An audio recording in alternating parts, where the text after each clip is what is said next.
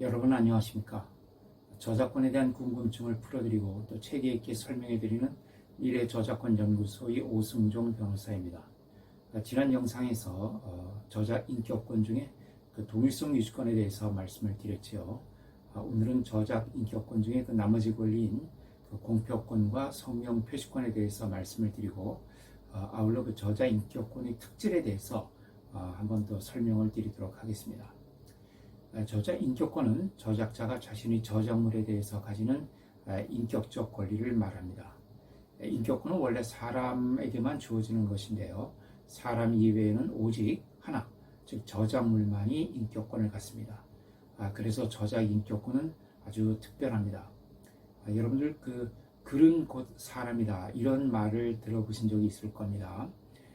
자기가 쓴 글에 의해서 그 사람의 정신적 또 인격적인 면이 평가를 받기 때문에 하는 말입니다.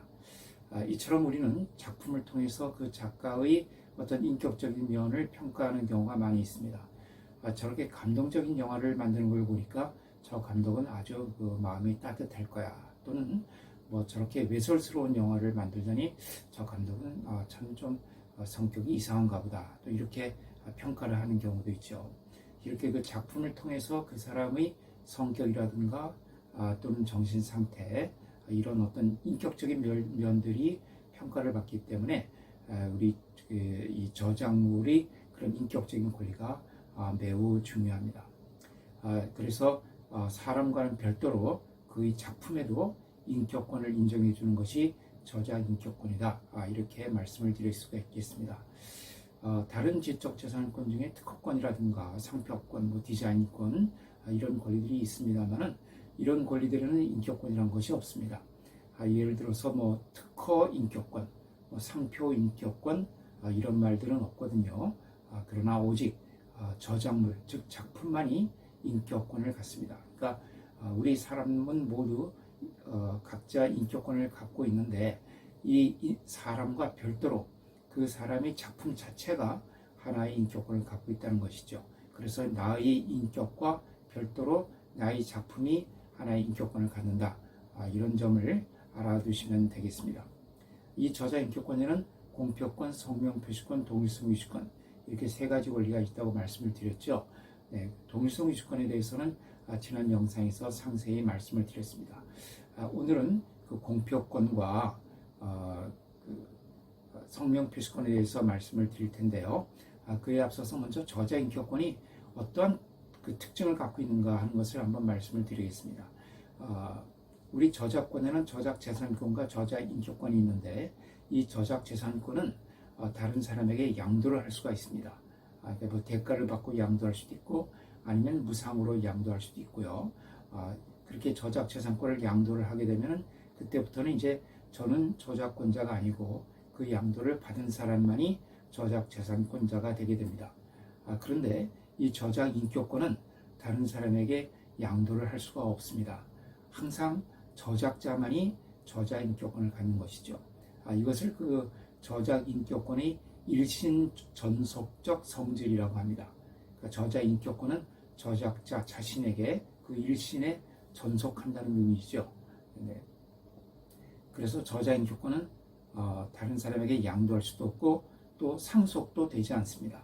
그러니까 저작자가 사망하면 그냥 저작 인격권은 소멸되어 버립니다. 이렇게 저작 재산권과 저작 인격권은 그 양도할 수 있느냐 없느냐에 있어서 큰 차이가 있다. 그래서 다른 사람의 어떤 저작권 일체를 내가 양도를 받았다.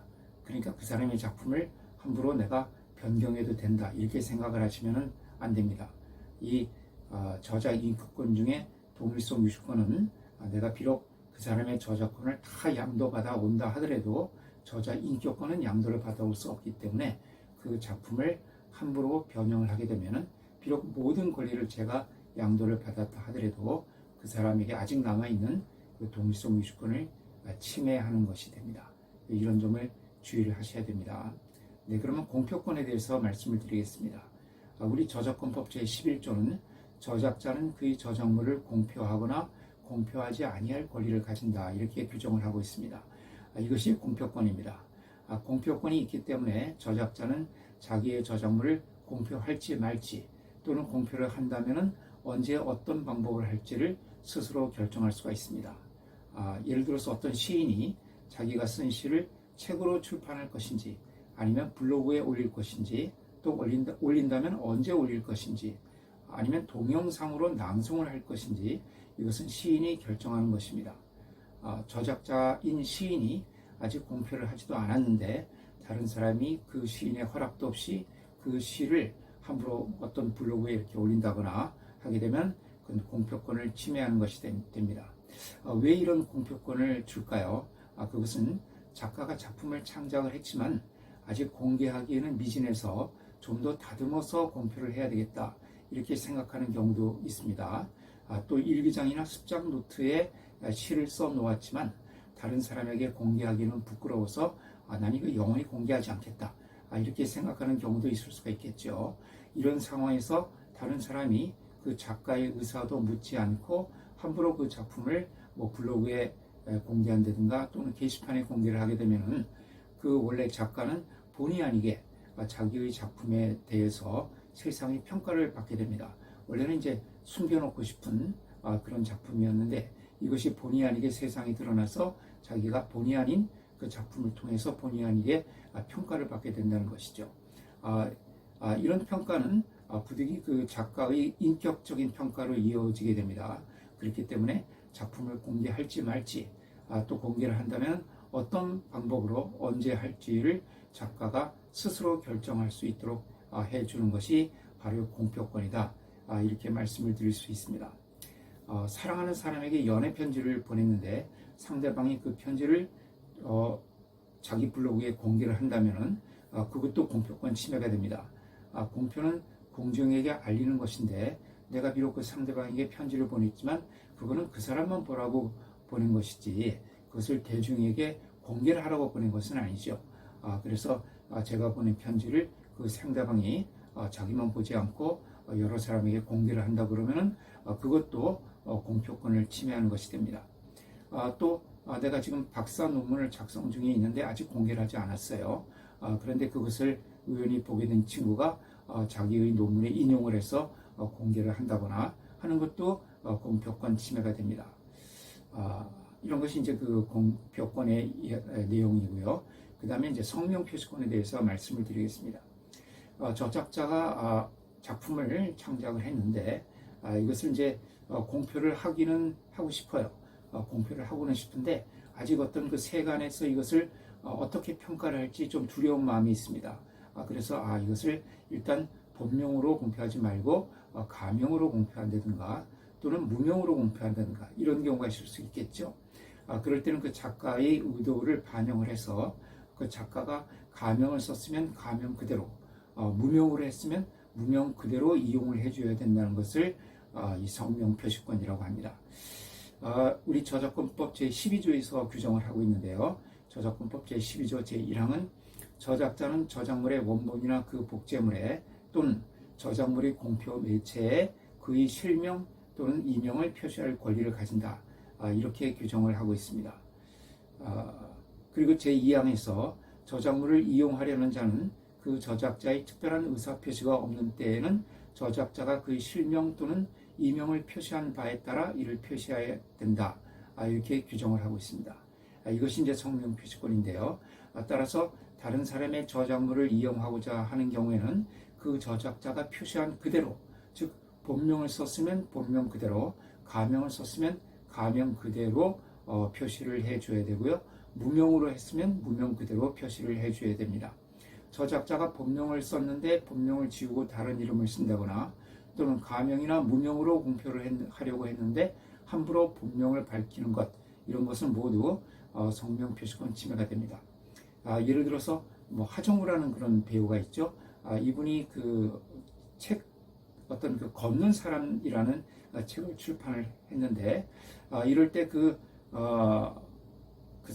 하정우라는 배우가 그 책을 하정우라는 이름으로 공표를 했으면은 그 하정우라는 이름 그대로 이용을 해주면 됩니다. 그것이 본명이든 가명이든 저는 가명으로 알고 있는데 굳이 그 가명이라고 해서 그것을 이용하는 사람이 본명을 밝혀준다거나 또는 그 성명 표시를 삭제한다든가 하게 되면 이제 그것은 저자 인격권 중에서 이 성명 표시권을 침해하게 되는 것이죠. 물론 이제 처음에 하정우라는 이름으로 공표를 했는데 나중에 가서 그 하정우라는 배우가 다음부터는 내 저작물을 이용할 때는 내 본명, 아무개라는 내 본명을 사용해달라. 그럼 또 그대로 사용을 해줘야 됩니다. 이런 그 저작자의 의사와 다르게 이용을 하게 되면은 그것은 이제 성명 표시권을 침해하는 것이 되겠죠. 다른 사람의 작품을 마치 나의 작품인 것처럼 공표하는 것을 우리 흔히 표절이라고 합니다. 다른 사람의 작품인데 마치 내 작품인 것처럼 공표하는 것을 표절이라고 하는데, 표절을 하게 되면 어떻게 됩니까? 다른 사람의 작품을 내 이름인 것처럼 공표를 하게 되니까 다른 사람의 작품에 내 이름을 쓰게 되겠죠. 그래서 대부분의 그 표절 사건에서는 성명 표시권 침해가 문제가 됩니다. 다른 사람의 이름을 써야 되는데 내 이름을 쓰게 되니까 이제 표절을 하게 되면은 성명 표시권 침해가 자연스럽게 따라 나오게 되는 것이죠.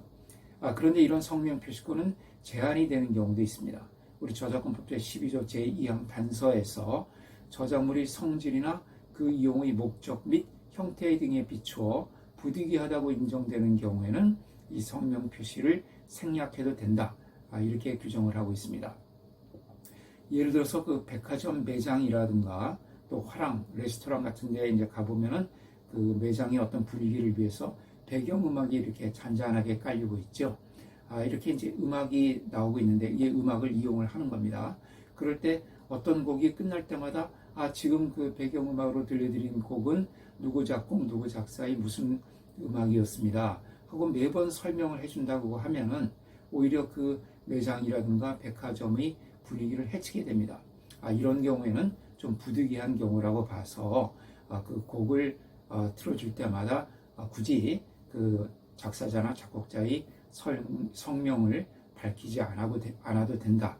이렇게 우리가 이해를 하고 있습니다. 영화 같은 데에서도 배경음악이 깔릴 때 그때 그 배경음악이 깔릴 때마다 지금 배경음악으로 나오는 음악은 누구 작사 누구 작곡이라고 이렇게 자막으로 표시해 주지는 않죠.